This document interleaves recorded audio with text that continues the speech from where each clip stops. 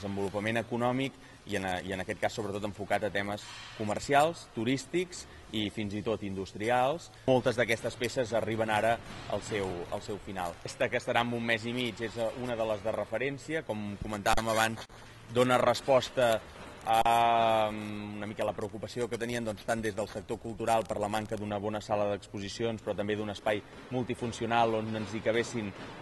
moltes disciplines diferents, i aquest espai de 2.000 metres i amb capacitat per 2.000 persones ho compleix. I una segona, que és la part comercial, jo crec que aquesta també interessantíssima,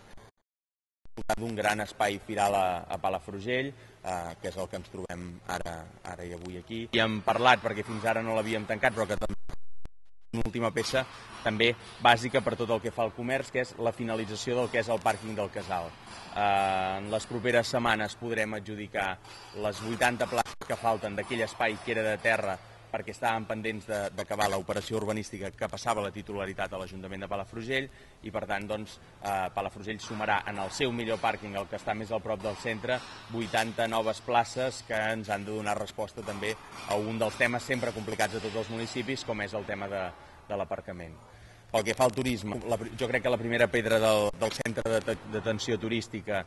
la primera pedra o començaran a fer el forat, jo crec que dijous, divendres, el centre d'atenció turística dedicat a la gastronomia començarà les obres, i per tant durant aquest mateix 2011 la part d'atenció turística i la part museogràfica entenem que ja estaran en funcionament. Pensem que serem capaços de convertir-ho en un centre de referent. Per tant, treballar el tema de la gastronomia des de Palafrugell, jo crec que el CAT ja ens posa el mapa del que és la millor gastronomia del món, però que a més la dinàmica que nosaltres li hem de donar i la capacitat de treballar aquest espai com un espai d'innovació per la cuina ens ha de fer també un salt molt important. I per últim,